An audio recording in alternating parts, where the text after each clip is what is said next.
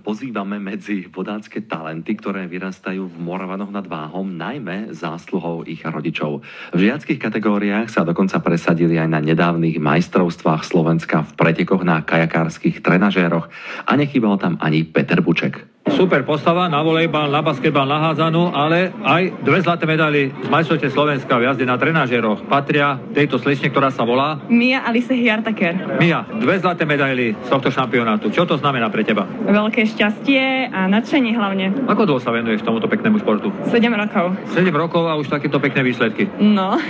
Čo ťa priviedlo k pádlu? No, raz som išla vyskúšať, lebo tam chodili moji kamaráti, tak som vyskúšala a začala ma to baviť a je tam super kolektív a to ma stále láka. Čiže teraz cez zimu sa venujete naberaniu kondície, jazde na trenažeroch, no ale potom príde už aj to pretekárske obdobie. A čo v ňom?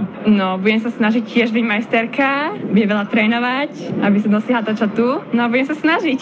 A dobrá nálada je u vás v Vodenici? Áno, veľmi.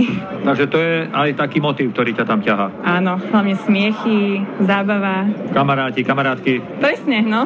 Máme tu ďalšiu členku z tohto moravianskeho vodáckeho klubu a to je Lucia Valová. Ľudská má takisto 2 zlaté medaily v kategórii 14-ročných. To znamená, že takisto veľká radosť. Vidím, že ti tu už pekne hompálajú na krku. Čo je za tými medailami? Koľko námahy? No veľa, len som týždeň pred majstrovstvami ochorela. Ale si to dohnala podľa všetkého. No, mohlo to byť aj lepšie.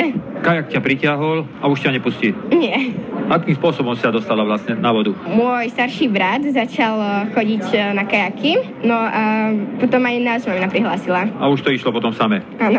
Bez pomoci rodičov si nevieme predstaviť úspešné pokračovanie športovej kariéry talentovaného športovca. A je to tak zrejme aj v rodine Švecovcov. Čo na to hovorí mamička veľkej nádeje z Moravian nad Váhom, dvojnásobnej slovenskej šampiónky, pani Marcela Švecová. My sme museli od malička sa jej venovať, aby videla v nás aj oporu, ale aj príklad. Od malička sme vlastne s ňou chodili na všetky tréningy, na preteky a ona nemala moc veľký záujem, tak som sa odhodlala, že teda budem jej príkladom a sadla som znova po dlhých rokoch do kajakov. Spravila som si trénerský kurz a bola som vždycky na tej vode vtedy, kedy aj ona. Pomáhala som jej aj psychicky, aj fyzicky.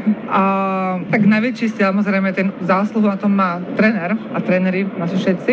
Ja som bola len taká morálna podpora. Predsa len, vy ste jej ukázali tú cestu, keďže kedysi ste jazdili, kedysi ste pádlovali, sedeli ste v kajaku. To znamená, že mala vo vás veľký vzor. Ja som moc vlastne toho nedosiahla. Ja som len 2-3 roky chodila ako malé dieťa, ale vlastne to, že sme sa jej venovali a strávili sme to veľa času s ňou. Veľakrát to chcela skončiť, ale dali sme jej na výber, že teda dobre nemusíš, ale ten čas nebudeš stráviť vonku na ulici a ideme inakší tréning. A jeden deň proste zistila, že tam sú jej priatelia, tam sú jej kamaráti a že aj keď možno sa aj nechce tak strašne trénovať, chce byť s nimi, chce s nimi stráviť ten čas a nakoniec to bol veľký úspech. To áno, predsa len ten príspevok rodičov do toho športu svojho dieťaťa je značný, lebo zohnať taký kajak, pádlo, oblečenie, to stojí nemálo peňazí. Áno, všetko to stojí peniaze a vlastne aj tým, že sme ako klub nový a nedostáva sa nám veľa prostriedkov, všetko musíme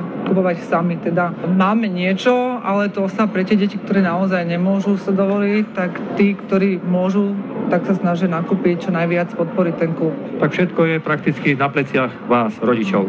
Určite, všetko. No a potom, keď sa už dostanú do toho reprezentačného družstva, tak samozrejme, že tam už pomôže aj štát, aj s tými loďami, aj vybavením a to je logické. To dúfame, určite, na tom pracujeme. Tak bez výrazného podielu rodičov sa v dnešných časoch naozaj neobjaví na svetle sveta žiaden nový športový talent. Takáto pomoc je aj v tomto prípade nenahraditeľná.